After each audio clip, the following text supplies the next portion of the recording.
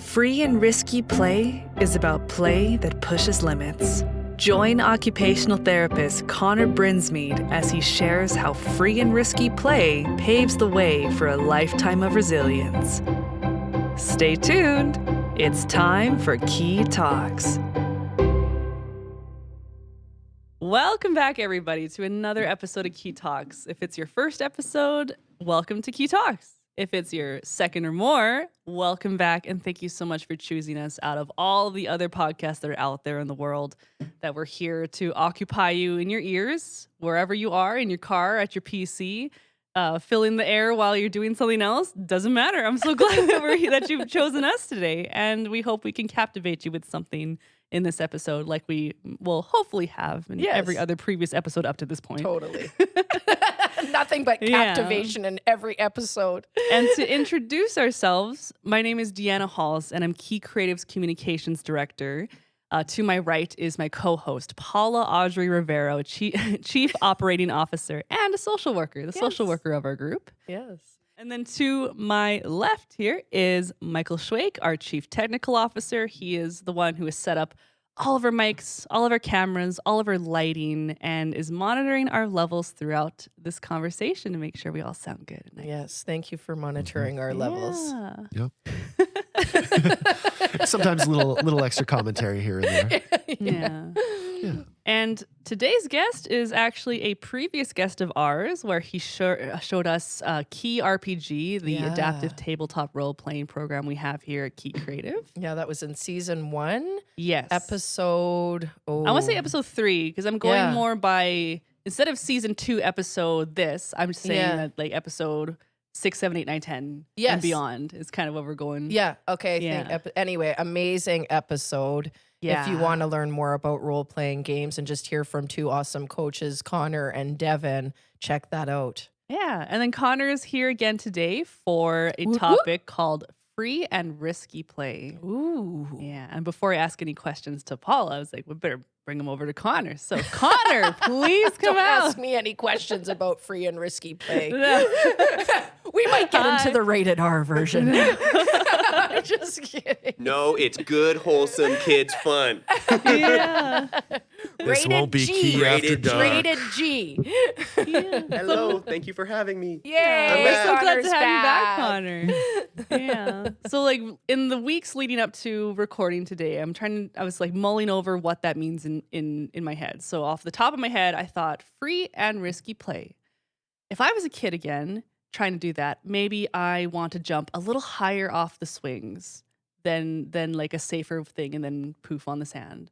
Or maybe instead of a regular tag, you're it, where I'm just hitting the side of the arm, maybe I want to like trip somebody. Rough and tumble. Rough as like There's trip, a word trip for it. tag Rough and kind of tumble. thing. Okay. Or I don't know, anything else that's kind of in that realm where I'm pushing a little harder, I'm jumping a little higher. I'm showing off to a friend. Yeah. I want to brag and like look out, like carry a little more things than before. Maybe make my parents mad, or maybe just show Test how the boundaries. show how brave I am to my friends in the 15 minutes I have for recess. You're hitting like every good point. Okay. Yeah, I'm good. Interview done right there. Bam. And see. Yeah. But yeah, so take it from there. Let me see anything that you can draw from there. You can start off with. That is the basic idea of free and risky play. I mean, there's free play, which is just letting kids figure out their own play, which is also declining in kind of modern world. And then almost you can't really have risky play without free play, which is why they're often grouped together, right? Because parents aren't usually the ones being like, hey, go try and like do a flip over that bar, right? Like we don't usually guide risky play. And if we do, it can be almost counterproductive because we might be pushing the kid too little or too much. The point of risky play is that the kids themselves are kind of finding their own comfort zone, just as you said, pushing just that little bit. So risky play, in essence, is any type of play where there is a perceived risk of injury. And that can come from the child, like the one playing. It can also, that can also be from the person supervising. If there is a person supervising, they can perceive that risk, or it can be both. So that's big picture what free and risky play is, or what risky play is. And it's something that in research, and I think we can all just know from what you just described, your anecdotes, we as kids, we all kind of gravitate towards and want to do, right? As parents, I think you see that happening too. I should make a disclaimer. I am not myself a parent. So if I am saying anything that parents out there listening are like, oh, he doesn't just get it, what it means to keep a kid safe. Good point. You might be right. I'm coming from my clinical perspective Yes. and my own childhood perspective, which is where I get so much, I believe there's so much value in free and risky play. And from an evolutionary, not even evolutionary perspective, the research is showing that there's a lot of benefits to risky play. There's reason kids get something out of it. In the occupational therapy world, we think about occupations or activities in terms of self-care, productivity, and leisure. And play is considered kids' productivity occupation. It's how they contribute to the world because it's how they're learning about themselves to become participants in society. It's like their job. It's I've their often job. heard I is like remember a that in kid's- my like undergrad child and youth studies is play is the work of the child. Yeah. And that's exactly right. Yeah. Play is the work of the child. And risky play is a big place where a lot of that learning and practicing and benefits come from. And it's something that is getting less common and harder to do in today's modern society and parents changing attitudes towards raising kids and all these things.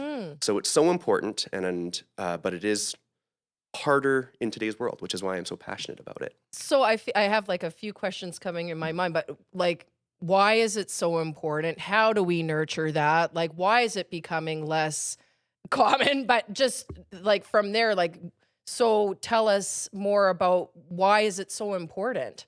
So, okay, we'll jump into what some of the main Sure. benefits of Yeah. risky play is. Yeah. So actually, before we even do that, let me kind of clarify what is risky play a Yes. little bit more, Okay. because it's actually been in the world of research given pretty much 8 categories. Ooh. Wow. Yeah. So Wow.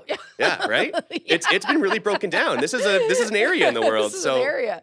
Okay. the first one, actually, I almost want to make you guys guess, but we'll move on. Great I heights feel like is I one. would be.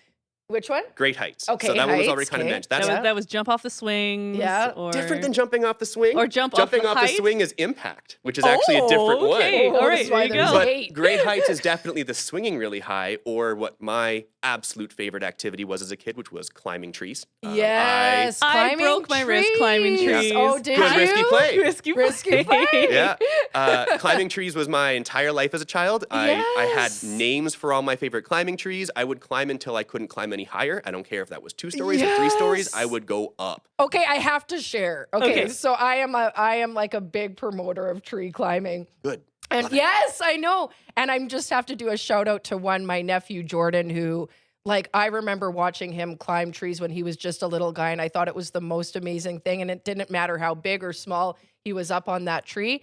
And then just recently, my family and I were in Hawaii, and they have these, big trees all over the place. And Lena's a tree climber. Yeah. And I am, I think, a promoter of risky play. So I tend course to you be a are. little Makes bit sense. more on Good. on the other edge. So she's climbing the trees, and there's always people walking by, like going, oh no.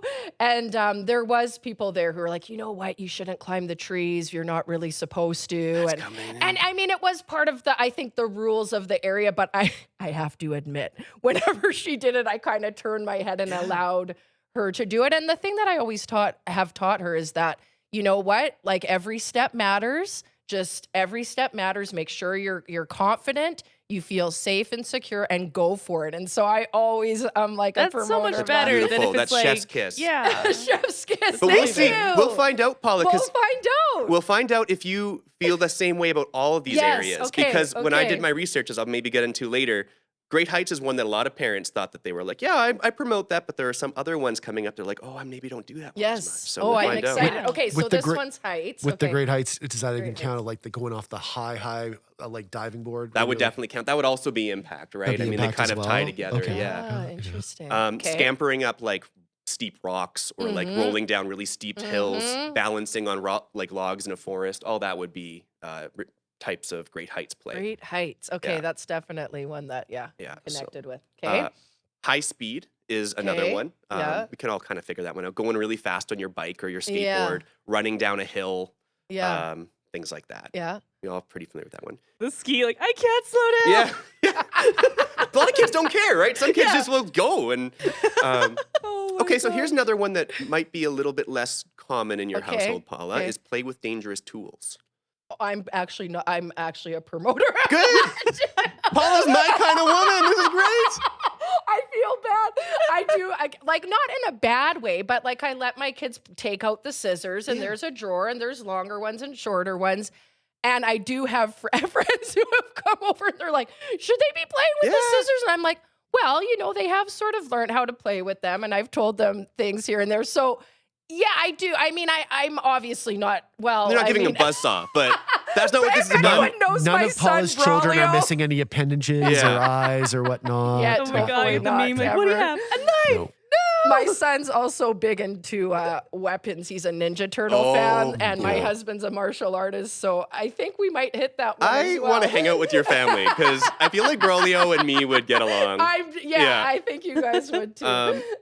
So some other examples is like swinging a hammer. I remember Okay. when I was a kid, I'd take some of my older toys that I didn't care about anymore, and I'd take them out to the driveway, and I would just break them with a hammer. That was an example Oh, for that's me. a good one. Oh, I loved it, right? Oh. Or just like having a screwdriver and poking Play-Doh or whatever, Yes, right? yeah. As I get a little older, knife and being Yeah. trusted with cutting things. Love it. Does lighters count? Definitely. There's many. I just remember many a junior high and high school friend who would be the one with the lighter, the and they lighter. would want to show off like lighting a Using fire the Axe hairspray to for that was an outdoor art. ed Yeah. and stuff. What was the the one? magnifying with glass with ants? Yeah. Is that? Oh my no, gosh, I no, forgot about that's- that yeah. one. Yeah. Okay. So then there's and this one's usually more. It's a slightly different category because it's where the risk is more in the eye of the beholder than the actual kid. But that's playing Okay. your dangerous elements. So Play that's in your dangerous Or element. near. Near so your that's dangerous kids element. scampering next to Yes. the side of a lake, Yes. or when you're camping, playing a little close to the fire or putting Yes. sticks in the fire. Yeah. That's another one. Yeah. Okay. Rough and tumble, also just Rough and such a classic, tumble. and it's such a shame that it's being, that's one that I think is maybe not with parents, but definitely at schools, right? No rough and tumble ever. Yeah. Even when I was a kid, rough and tumble was pretty barred. Well, I gotta do. I know I keep interjecting here. I put so okay. I do have to. I'm not going to say the name, but I have to say that Braulio is a rough and tumbler, and so is Lena. But I notice it more with Braulio, and I was so impressed with how his daycare staff have handled that Nice. because he's very much has self-control at school. Maybe not as much at home with his sister, but at school he's very aware of keeping his body to himself, and he really just wants to like rough and tumble. And the teachers have let him and his little That's friends incredible. wrestle. That's incredible. And I've when never I- heard that, I honestly. know. And when I got there and I watched, like, Braulio and his little friend were very respectful of each other. They'd make sure each other got up. So their teachers let them do it. And I thought, how fantastic that they're letting these little guys just rough and It able really is around. amazing. Yeah, it was I cool. remember getting in trouble multiple times for like Yes, simple rough and usually- tumble at school. Yeah, usually you do. Yeah. Yeah. I can even think of a client that we collaborated on, like even like in the schoolyard. There is some measure depending on where it is, where they are allowing that in terms of recess. But I do know in terms of certain areas where it's like, nope, we're gonna like salinate everything and kind of keep it just Like one you can way. do it in rugby practice, but maybe not Yeah. in Yeah. recess. Is Yeah. Probably. Yeah. And I haven't been to school for a long time. And as I said, I'm not a parent. So I hope that there's actually, because of, this kind of research and stuff, Yeah. that there's things are moving A back shift. into Yeah. a better direction. Yeah. Yeah. Okay, here's the one that most parents struggle with the most. Okay. Okay. Give it to me. Yeah. Chance of getting lost or self-exploration. Okay. So that's kids leaving line of sight from Yes. parents, whether that be in their neighborhood or in a forest and stuff. I'm not very good at that one either. I tend to, but John and his mom, Yeah. they are very much more like, and especially John's mom, Lola. We love her. She's an incredible person, but also just Lola to our children. Lola is grandma in Tagalog. She is always keeping an eye on them, and I'll go let them run. And she's like, should we let them go that far? And I'm like, well, it's okay. Like they're not that far. So I always kind of evaluate that risk Yeah. and like where are we, who's around us type of thing. So yeah, I might You can, I, John, I think John can always employ his like hunting tracking skills if Yeah. they get lost in the forest or whatever. right. Yeah. So You have to be careful with that one, though. You I do. will say, and I don't know again if it's this day and age, but with the amount of, not to get too heavy with things, but the amount of like human trafficking and Absolutely. kidnapping that's happened, I have put on a little bit more of a stronger lens on like where are my kids and what's going on around me, because that safety issue in terms of those things is much more on my radar. So, And it's much more on every parent's And on radar. every- and that's yeah. and again we're jumping ahead a little bit, but that's a little bit probably because there's some truth to it, but There's it's some also truth a to little it. bit to the media and it just being more salient on your I brain, know, right? I know. That's yeah. Anyway, good point. Yeah. Okay, so now we're into impact. So that's the other side of the coin of the great heights. That's kids tendency to want to jump off. I also lived for this one as a kid. I was very young when I figured out how to get onto my own roof and jump off of my own roof. Parents didn't Nice. love that one, but and then the last one, which is also really important and an easy one to forget, is vicarious play. So that's Ooh. little kids watching bigger kids usually do cool stuff that they can't do yet. And they're like, "Whoa, he jumped off of the roof!" Really good one. And I grew up with my neighbor was older, and that was a big one for me. Neat. Yeah. Yeah, totally. Or like, would you be at the skate park, but you watching a bigger kid do the skate tricks? Yeah. Or maybe you're at the Yeah. arcade and they're doing like the dance and Yeah. stuff like that. Dance, I guess that could be risky play, depending on how hard they're going. Depending on how they're going, yeah. Yeah, that one's such an important one, I feel. I feel just like thinking of my children, that's where my children, and I'm thinking of Lena in particular, have gained like sort of an inspiration Yeah. or like a drive to be like, hey, I want to do that by doing that vicarious play. So like how important that is for people to get motivation or inspiration. What's really interesting in my own capstone, I did a little bit of research in this area for my like personal research and interviews in my last year of OT school, occupational therapy school. It wasn't like very intense, rigorous science. It was just a capstone, not a thesis. But I did some interviews with families, and one of them said specifically that they worry about that because if their kid's jumping off a high thing, they don't want the other, like a younger kid to do the same thing Okay. and then get in trouble from the parent. Okay. So that was interesting. She was specifically like, vicarious play is actually a tough one for me because I don't want to get in trouble from another parent for influencing their kid. So, there's so many little things. There's so many little things. Yeah. But okay, so those are the categories. Let me get into Okay. the benefits, right? So there's Okay. the general benefits that apply to almost all of them. Again, if you're thinking of play as kids learning about their world, their environment, their body, their social aspect. So big one is you're learning your body. You're learning the limits of what your body can do, how much strength you need to pull yourself up, how much maybe this makes you uncomfortable and how this much height is a little bit scary. You're learning how to move, all those kinds of ways in a way that, sports and stuff train, but this way they're training themselves. Perception is a big one. Think about for great heights or high speed. You're learning to recognize things in motion. You're learning to see shapes and you're learning to gauge depth and perspective and how far you have to reach for something. For almost all forms of risky play, there's an antiphobic effect. Kids that engage in a lot of risky play are, according to science, as they get a little older, generally less anxious. I can see that. Yeah, that makes sense. Yeah. Yeah. And specifically generally first about everything because they've felt a little bit of fear. They know that they can overcome it. Boom, some confidence. That was a little scary, but I lived. I'm okay. But then more specifically, I'm not afraid of heights because I climbed up a lot of heights as a kid, right? So it's specific, but also general. Learning how the world works. Just getting to see your own environment. Like I could survey my entire neighborhood domain as a kid. Yes. Right? Us too. Like we used to be climbing fences and we would go through like yards and yards of houses, like climbing and navigating these fences and thinking about my kids doing that. Like, or my kids maybe, but you don't see that the same way that it was. Yeah. Self-esteem and accomplishment is to me the biggest one for my own like reflections as a kid. Because generally speaking, you can think of a kid climbing a tree and feeling like, wow, I earned this view. The same way we go on a big hike to the top of a mountain Totally. and we feel that pride.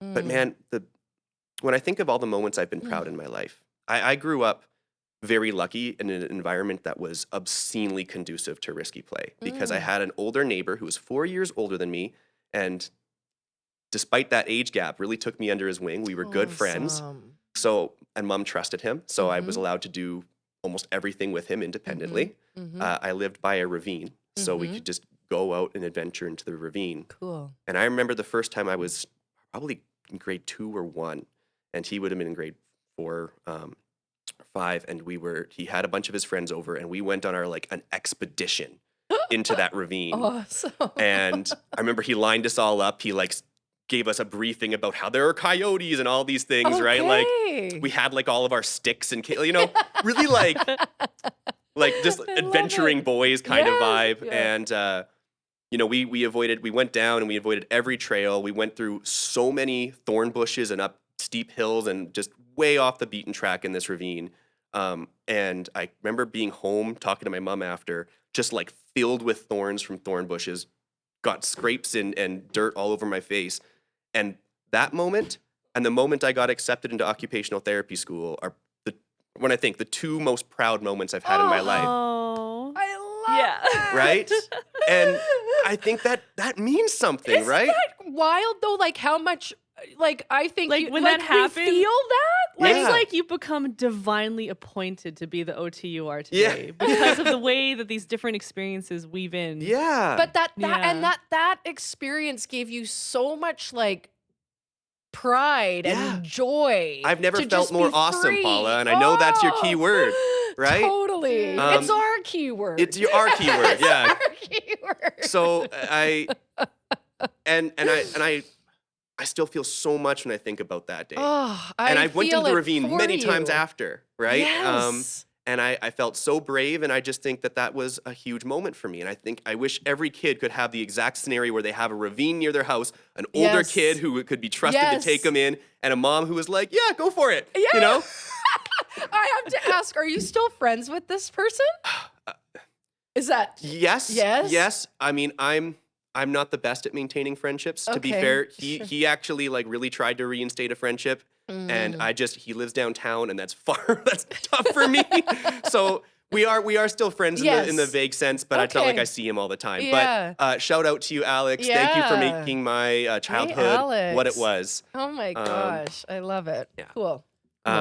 So that's some of the general benefits, and you can think Mm-hmm. of again some of the more specific things like dangerous tools. Mm. That's building a sense of responsibility and the Mm-hmm. thrill of being trusted by an adult to handle something. Mm-hmm. Right? Chance of getting lost in exploration. You're teaching a sense of direction, Mm-hmm. right? And how to hone in on your house. Mm-hmm. Hopefully not need a GPS as much as I do. Um, Thank God. right? Goodness, Jumping God. off of high objects, you're learning like how much your joints can take in your body. I mean, every little one of these is teaching you Yeah. something specific Yeah. about your body and perception. Yeah. Not to mention, it's really fun, and it makes it easy for kids to find things to do that aren't, an iPad. So Yes. yeah, So for the people, parents, caregivers who tend to be more cautious or maybe not as nurturing of free and risky play, how do we help, give them maybe more assurance or confidence in pursuing or letting their kids pursue some of these things? yeah, and that's again where it becomes a hard question, isn't Yeah. it? Especially because Yeah. it depends on so many factors. It depends where you live. If you're right by a busy street with like no trees to climb, Mhm. how do you nurture that in a way that feels safe and comfortable for you and all these things? So the first thought I would always have is just check yourself first. Are Okay. you scared because you're scared, or Mhm. is the kid actually being unsafe? Mhm. I I see this all the time with my clients. I have a lot of kids that want to jump off of things. They want that impact play for autism, which we can get into later, that can really provide a good sensory need. And they're often discouraging it. And as an OT, I will, I work with where the parent's at. So I say, okay, let's find something they can jump off of that feels safe. Let's give them a crash pad or something. But deep down in my heart, I'm saying, just let them do that. They're clearly okay. They're finding their own limit.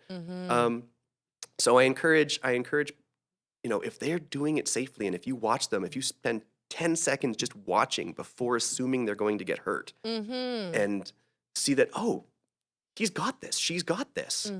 That's step one, is Yeah. just give it a second. Yeah. Watch it. And if you're still worried after watching for 20 seconds, then, I don't want you to be freaking out as a parent. So And I love that point just about like that, your own self-awareness is, am I afraid just because I have that own worry and fear that's instilled in me because of X, Y, Z, or is this actually unsafe? Like that own self-awareness of where the fear is coming from, I think is so important. And think of the worst case scenario. Is a kid gonna fall and like break 3 bones? That might be a problem. Is a kid gonna jump and like maybe bruise his knee and cry?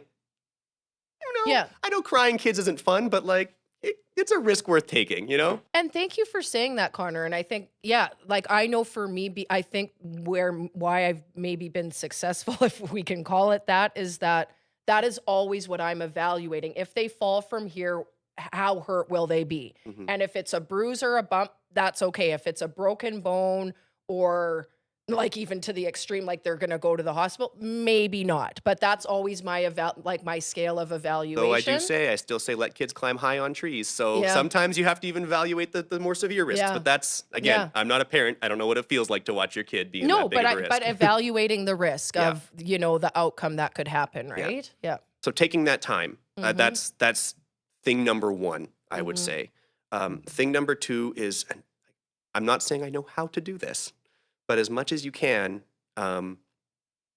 foster a little bit of that old-fashioned community parenting. Know who your neighbors are. Know who your friends' neighbors are, or who your neighbors' kids are. Make it be known that you don't mind if your kids are kind of on your driveway, and hope it's okay if your kids are on their driveway or their yards or anything like that.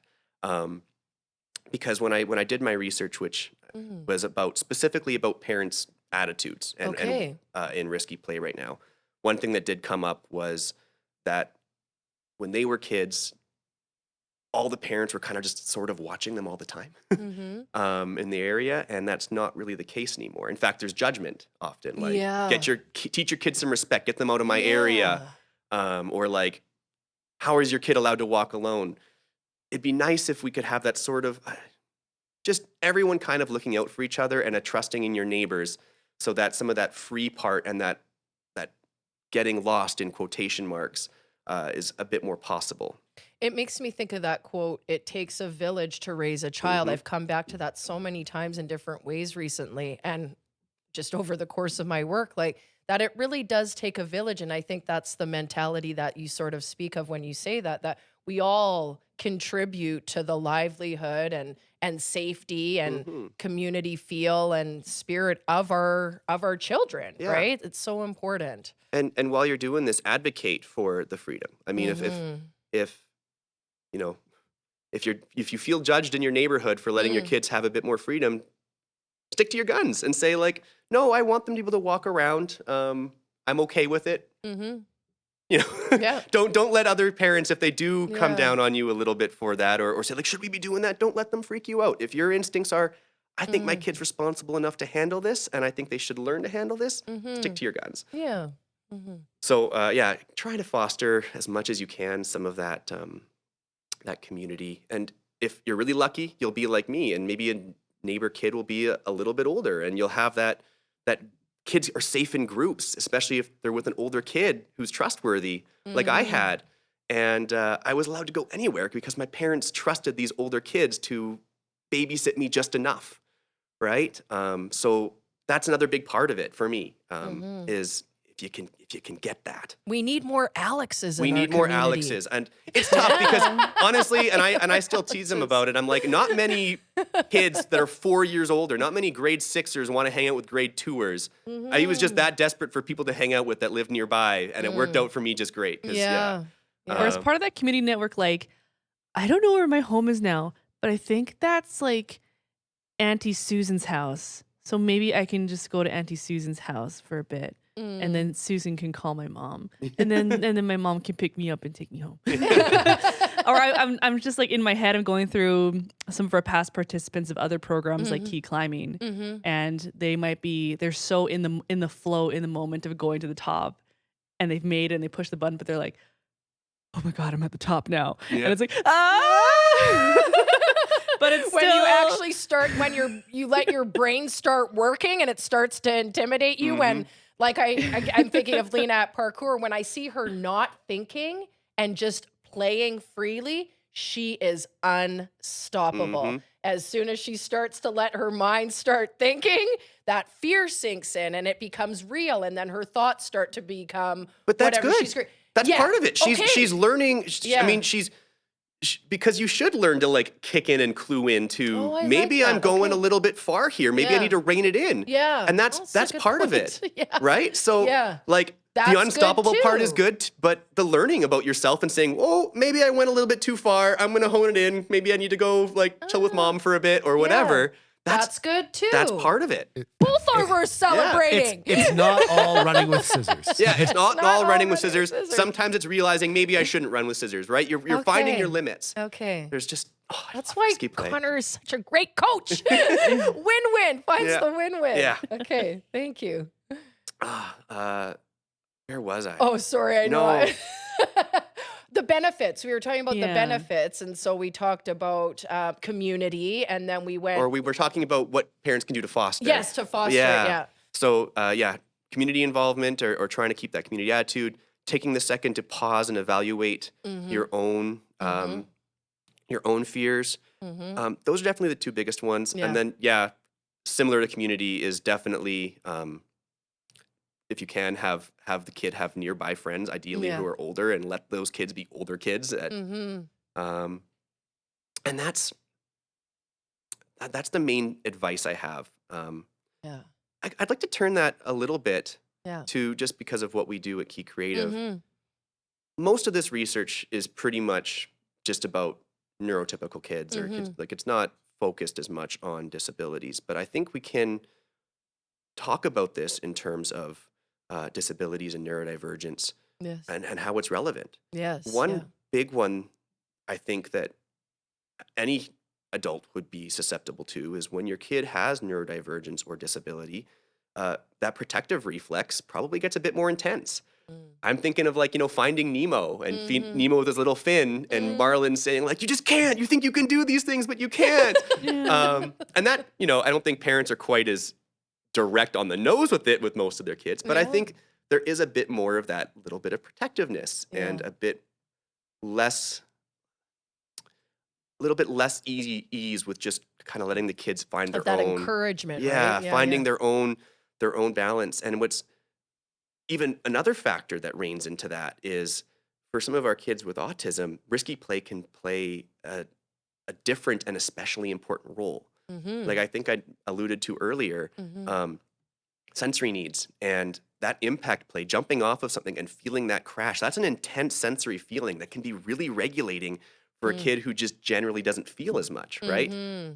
Which is a common symptom of autism or a common issue with autism is being an undersensor. So when I have a kid jumping off a windowsill or from the back of a couch and the parents are kind of always discouraging it, whether because they think it's unsafe or because they think it's inappropriate, again, check yourself first because the kid's probably okay. Is it really like that chaotic to have a kid jumping off the back of your couch? I mean, it's up to you to decide that. I can't tell you, but they might be getting a lot out of it. The same benefits of anyone engaging in impact play, which as I'm talking about, there are benefits for. But if there's a sensory need there, that can be so regulating. If you just let them do that for a while, you might find your behaviors start decreasing, right? So you're saying let your kids jump on the couch. Or off the couch. Or Off the couch. I mean, I have furniture in my house that I absolutely adore, and I would not want them jumping on it too. But if that was the case, I'd say let's find a cool place where you can jump off No, of. and totally, and I'm sort of being playful there Yeah. because in one way, I am one of those parents who does not actually want my kids jumping on the couch. I wouldn't either. I got a really nice couch at home. However, when you said that there could be greater benefits than my discomfort, like it does kind of make me feel like maybe that is more important. It gives me just to That's self-reflect. the takeaway slogan. Yeah. Oh. There are greater benefits than beyond your discomfort. Yeah, There you right. go. So I appreciate that because there have been times where I kind of turn my head. Yeah. I'm like, just let them jump. Yeah. Just let them jump. Just let them jump. Set up the obstacle course. Yep. And then get them downstairs where I'm really okay with them jumping. Yeah. And set up the obstacle course. You mentioned earlier that Lena is in parkour, and I love parkour as a perfect example of just like the best of all forms of risky play. I love Yeah. parkour. When I was in junior high, I tried to get myself really into parkour because I had this foundation of climbing and jumping on things as a kid. Yeah. I was never like an actual parkour guy, but like I thought I was. I pretended to be. You probably are.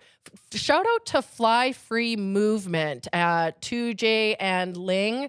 It's such an amazing organization and parkour studio, and they teach amazing programs to kids as young as 3 years old. Lena started when she was 3 years old, to as old as I think 2J might have told me he had someone interested who was like in their 70s or 80s. So Wow. there's no limit to jumping off Yeah. edges, I suppose. Let's just remember too, though, that it is free in risky play. So getting your kid, if you hear this, you're like, I'm going to sign my kid up for parkour. Don't think that necessarily replaces your kid just doing their own parkour around their yard and house. It's Yep. different. Structuring it and teaching them Yes. is different than letting kids find their own limits and explore their body in their own way. Yeah. It's different. Both valuable, but different. And a good starting step, though, just to go with that, is that it's also a good starting step because the confidence that like Lena was a free risky player before parkour, but parkour also really nurtured her or built her confidence. So now she's even more comfortable doing things. So for parents who aren't comfortable, this parkour, for example, does build the confidence of being able to do the free risky play. Yeah. Well, like here's parkour, and now that I know how to land and tumble, Yeah. now I can go and And swing let them that do tree that. branch. Yeah. And climb Like that here's a tree. fun thing. I learned how I learned how to drop and roll when I was like in kindergarten. Like I and figured that roll. out as a kid because I learned my own body and figured out that the Yeah. physics of the world by myself just by getting to do this stuff, right? Yeah, Like, yeah. I didn't just like superhero land when I jumped off my roof. I learned how to drop and roll. Fly? I didn't jump off my roof in grade 1. That was probably more like grade 5 or 6. But Were there any broken bones? no, I think because I taught myself early on, I knew my own body. The worst thing I ever broke was a toe, and that was not from anything risky. I went to kick a ball and I kicked the door frame instead. I want to say too, when I said that I broke my wrist with like Mm-hmm. climbing trees in my grandparents' house, like of course there's tears and there's pain, but for my birthday card that year, my grandfather said, "My tree climbing bird watcher." Oh my god! So it wasn't like they were like, "This is what happens when you climb trees." Yeah. They just wove it into like the identity. And That said, it might have been a good, I don't know if maybe it was or wasn't for you, but maybe that did, like we said, maybe you learned a little bit about your own limits that day. My mom always said, because my mom, bless her, she let me engage in all this risky play, but she made it clear she didn't like watching it. Yeah. She was like, I hate this. Yeah. As I'm like climbing onto like the part of a playground you're not supposed to get up onto. And my mom actually said to me, she's like, she said to me, I speak so fast. No, you're good. She said, like, what you need, Connor, is a good fall. That's what she told me. Yeah. She's like, you should learn something and get a good fall. And I Oh. never had it because I knew my own limits. Oh, you were a professional Yeah, risky player. I thought so. Love it. Okay, so we were talking about the benefits for neurodivergent Yeah. children with autistic children. The sensory piece is obviously huge. Anything else you want to share in terms of that? In terms of the benefits? Well, I think it really is the same stuff that works for any kid. Is it gives them a little bit of independence. Yeah.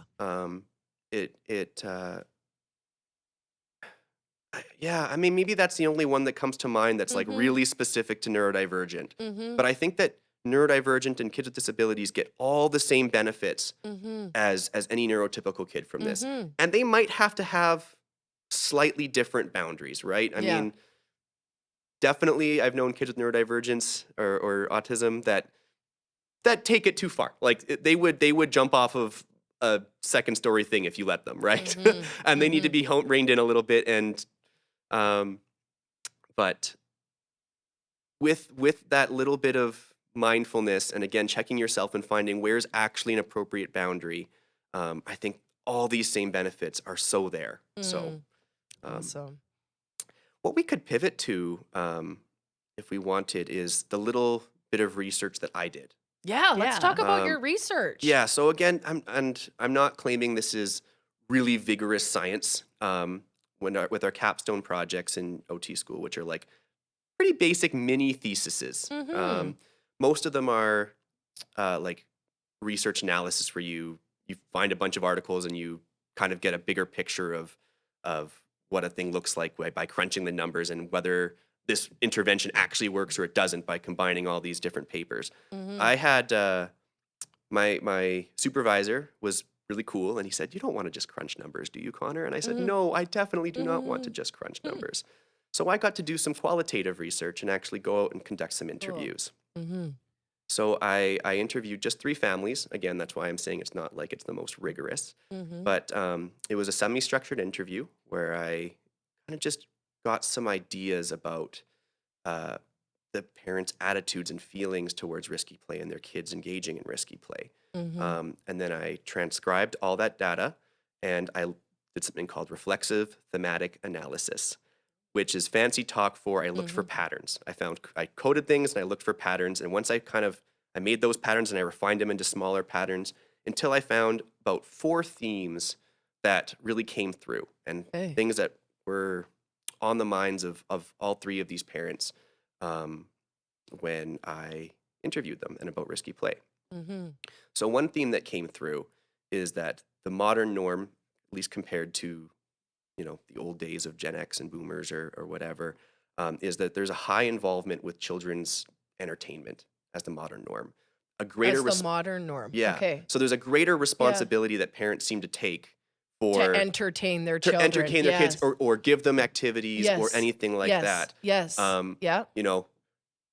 And I think we all intuitively understand that kind of sort of gone are those latchkey kids who just go outside, and that was just their job. The kids just went outside and then came back at the end of the day. Now kids are, parents have an obligation. Like, that's why iPads are now a thing. Is like, oh, my kid's bored, and I have to give him the iPad. I wish I didn't have to give him the iPad, but they have nothing to do. I don't think that our parents would necessarily have had those same issues. Not that I'm against iPads, but they didn't have the option either, right? But and for the record, I don't think iPads are like pure evil, but they have have to be moderated like everything. But as a parent, there's risky play on iPads too. Yes, internet risky play is a whole other. I don't know if it has any of the same benefits, but it's definitely a whole other ballgame. Internet risky play. But Connor, I'll say as a parent, I have used the iPad as a form of entertainment, being like, okay, I need them to do something, and so it is sometimes just an easy absolutely thing to do, and just so I mean, we do tend to do that, and I don't like it, right? But it just sometimes it just happens. So well, days of old, that would have been the Sesame Street. That would have been the television. Right? So. And that's totally okay. Like, well, and it's not. Like, I want to your point, and it's not, right? Yeah. And sometimes it's needed, and sometimes it's not, because I'm gonna let you now make your point, because I think you're gonna. So yeah, we I mean, iPads aside, we also make sure they're enrolled in different programs, and they have all these different things. I know a parent, my wife's boss, is really good at like having like different themed weeks, or sorry, not her boss, but her coworker, like themed weeks, like really taking charge of their kids' entertainment, and that's wonderful. But kids can also use their own. Like, if they get bored, they can figure it out themselves, at least at a certain age. And I think parents feel a pressure to like help their kids learn and engage in that play. But that involvement in their children as the modern norm does kind of potentially interfere with the risky play. Yes. And takes away from for me, a big thing that I'm trying to bring into my family and teach my children is the power of imagination. Yes. And I do think, like, even though there is that modern way of like entertaining, there is a shift back. We are shifting back, because I am reading and seeing more about let your kids be bored. Yeah. Let them be bored. Like, it's okay to be bored. Like, you don't have to entertain. And I'm kind of latching onto that, because I, as a parent, I'm not like a big entertainer. Yeah. Like, that shocks me, Paula. I'm an entertainer entertainer in different ways, Yeah. but I'm not the one who's going to be playing like Barbies necessarily. I'm fully engaged with my kids. I spend lots of quality time with my kids, but it's in a different way. So when they want to play, I'm more the type that's like, use your imagination, like get curious, like adventure. And because I know I don't know if it's intuitive, but also just in the work and learning from people like you, Connor, there's so much value from that, right? Like for them to feel confident, for them to not feel so worried, for them to, just to Like be that's able the to. terms that are coming out of my head are Yeah. progressive versus emergent play. If you've heard of those. Yep. And that's sometimes in like a game design context. But for me, it's like where around the beginning of the podcast, we talked about like dolls and doll houses. Yeah. And I love, that's one of my favorite toys because it's like kids setting their own goals. If they want to just play house or have like Days of Our Lives or play like Survivor in their Yeah. dollhouse. Yeah. And sometimes when the dolls are specifically a cartoon or other special interest, sometimes it makes that play more progressive where they just want to rehearse the same sort of scene that they saw on TV rather than spontaneously do their own imaginative Days of Our Lives soap opera. Or maybe they do and they are able Days of to. Our Lives. I'm sorry. I used to love that soap opera. Yeah. Heard of it for a long time. But when if you are able to take like those like set cartoon characters and make your own imaginary story out of them, that's the best of both worlds. the But still, best. I know that instead of always telling like, I need to find out from Paula what to do next. What's Yeah. next? Yeah. What's next? What's the story? What's the thing? Well, and it's exhausting for parents, right? So if we Totally. don't teach them how to like use their imagination and like, take risks, then that puts a lot on us. And parenting just naturally it takes a lot out of you, right? And parents can't possibly keep up with where kids Yeah. will naturally gravitate Yeah. to. If we can go back a second to my childhood, which I'm going to keep on referencing, my neighbor Alex and I, he had a computer game called Lords of Magic, and we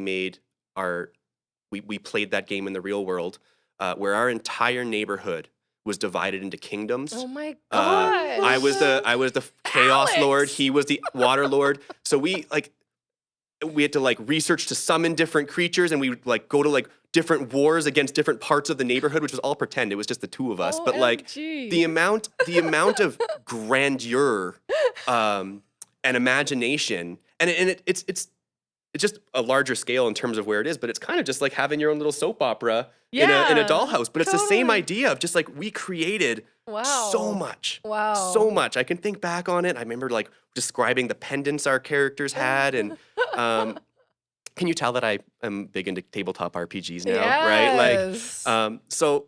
But Yeah. But the point is, so this is more in that free part of the risky play part. We weren't as much risky there, but we did have free reign of my, again, very lucky, nice, safe neighborhood with like a little park and neighbors we all knew. But man, I wish every kid could have that, right? And so if you can foster that in your own neighborhood somehow, yeah. please do. Yeah. Thanks for that reminder. Yeah. Yeah. Okay, so the next thing that came up for parents in that Yes. study was and you kind of got into this a little bit too, Paula, with the way you were talking, Yeah. is that there was a really active tension in finding the risk balance. Mm-hmm. Not a single parent that I interviewed out of the 3, not too many, was like, yeah, we don't see the value in risk. Like, we keep our kids safe. In fact, there was a lot of judgment being like, we don't want to be a helicopter parent. Mm-hmm. But they did also say, like, but we like don't want them to get hurt. So they were like very aware of wanting to find the risk balance. It wasn't just kind of like, oh, the kid will figure it out. It'll be like, what do I allow? What responsibility can I give them? What can't I give them?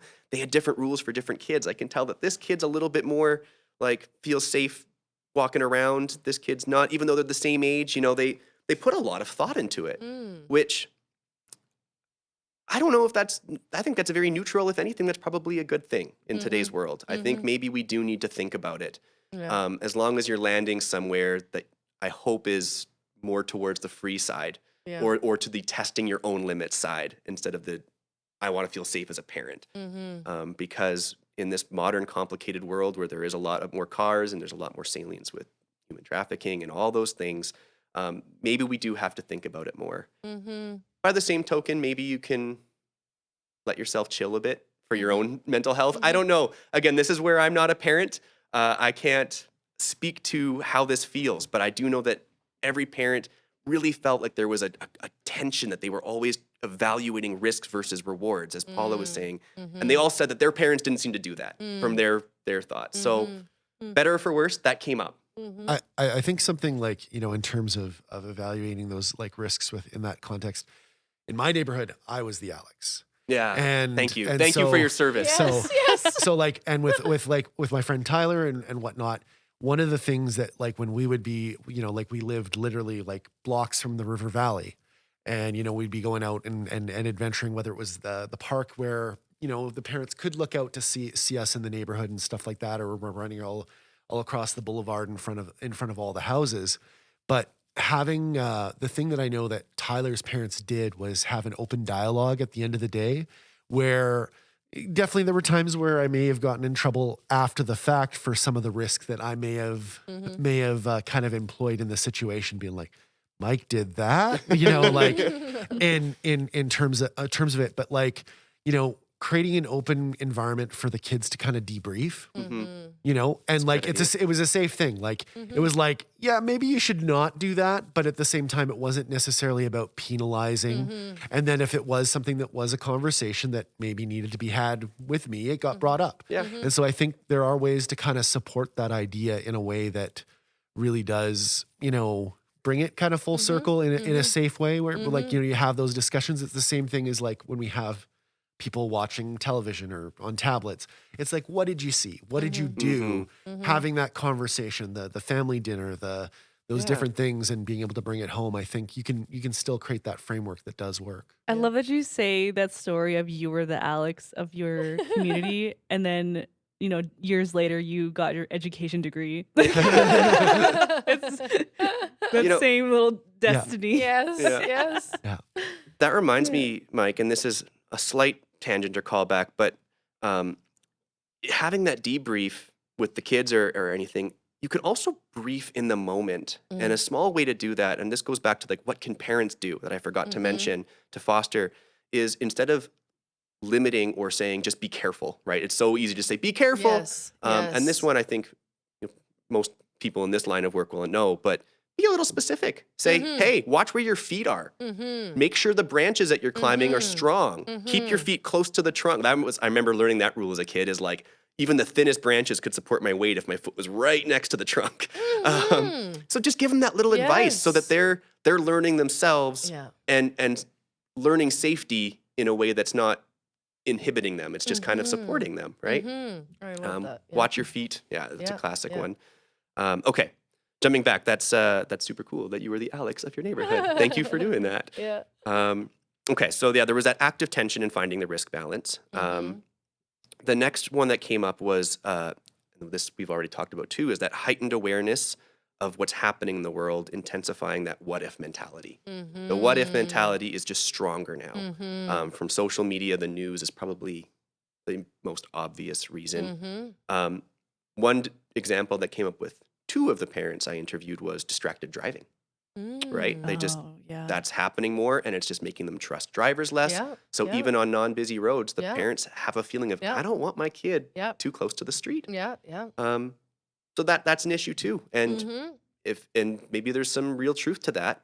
So it's about teaching your kid responsibility and still seeing like, they probably know to stay on the sidewalk. Trust your kid to stay on the sidewalk after you've taught them, right?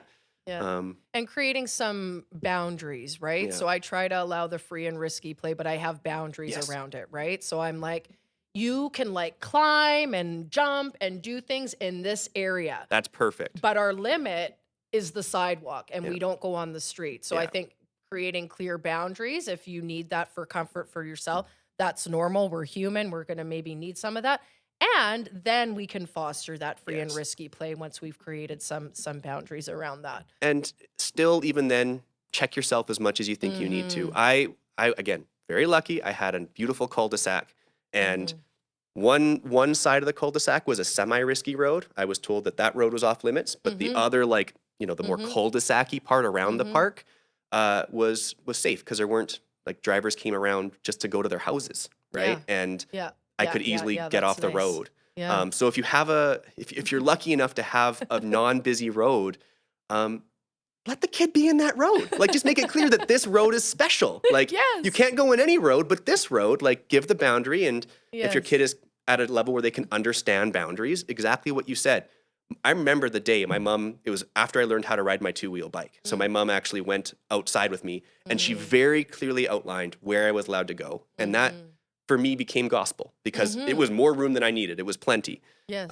Again, very lucky. I'm going to keep saying that because I know that there's an amount of privilege in where I grew up that allows for some of this. But Thanks for sharing that. yeah, Tess, don't just say roads are bad, right? Think about your road. Think about your neighborhood. Think about what you have. Yeah, like not generalizing Yeah. everything because not everything is bad. So Yeah. like being more specific and then creating boundaries with that. Yeah. Yeah, and there's always a modification. Like for us, Mhm. we were right on the main route of the number 2 bus. Mhm. And so like the thing is like we had to learn, like when we threw stuff right into the road, okay, we're gonna have to wait a little bit because it was basically like Yeah. it was an offshoot of a main area. But the thing is like the buses were pretty frequent. And so with us, it ended up being go to the alley. You Yeah. know, the Yeah. area where people are going to be coming and going, start of the day, end of the day, maybe a little bit in between. So, you do your street hockey there versus going in the area where you're going to be dealing with the bus every 15 minutes, right? Yeah. There Modifying, adapting. there are opportunities where you can kind of, find those places that do work. Yeah, think like an OT. Find those Think like an adaptations. OT. Now that you've listened to this and you're actually conscious, like, oh, I should Yes. find ways to give my kids some like risk and Yeah. some freedom. Think of how you can make it work. Yes. I love that. Oh. And so the last little thing, the pattern that came out in those parents I interviewed, we've already also spoke about a little bit, is that declining sense of community inhibiting acceptable risk. It's a little bit different out there. Even I don't have kids, but in my own neighborhood, I've seen people post on the community Facebook group mad that their kids were in their driveway saying, teach your kid like respect for other people's property, instead of just that, like, I don't know, let kids be kids. This is a personal invite to any kid that lives in my area. You're allowed on our driveway beside our house. too. Totally fine. We actually built in, this is cool. This is a cool factor for me. We built in a slide. So our house is a little bit on a hill and we have a slide that's built into the grass. And I actually should put a sign, but whenever someone walks by, that's a kid, I'm like, you are allowed to come on this slide at any time. Beautiful. Like come up, like slide down, have fun. And they do. Yeah. And like to look out that window when we're inside and to see like the little family and the little kids like enjoying the slide warms my heart. And I'll tell you, kids for me did make me feel different about that stuff. So sometimes like it does take that, Yeah. but my hope is that people without kids or grown kids like can continue to foster that sense of safety and welcoming and community, because our children need it and it's so important and it makes everyone, I think, feel, more welcomed and safe and belonged and connected. So yeah, me too. I'm inviting that. I'm with you. And by the same token, if they are in my driveway, I'll keep that like little side eye on them for Yeah. you, right? I won't call Yeah. and judge you. I'll say like, Yeah. if a kid gets hurt, I will find Yeah. out. Yeah. Ideally, I would know who you are so I could come find you if your kid gets hurt, and that would be better, right? Yeah. So the more you can know your neighbors and have that mutual understanding with your neighbors, again, amazing. And it's one of the big things that have influenced the parents I interviewed view of risk, especially that getting lost or independence out there, because a lot of parents are pretty good about great heights and stuff, but that's where it's sketchier now. Yeah. We need each other. Yeah. We need each other. Our children need, as many people as they can. It takes a village to raise a child. And especially if we're wanting to give them the benefits of that free and risky play, we need to know that we're not alone, in sort of fostering that for them. So, I love it. Thank you, Connor. Thank you. So Like, fun. knock down those emotional walls, but also have like nice walls that it's okay to jump off of. Totally. Any take-home message for us? I feel like we've had lots of great messages, like lots of great information. If I had to choose one take-home message, it would be that one where I think a lot of our listeners probably intuitively understand or miss the risky play, and I think you like it. So the one take-home message is to take those 10, 20 seconds when you're seeing your kid doing something that freaks you out, Yeah. and just watch them and see how they're handling it before you step in. Yeah. That's what I would recommend in almost any circumstance. Try Instead that. of it's like the book The Now Maps, right, which talks about pausing. So instead of reacting, take a moment, pause, and then respond.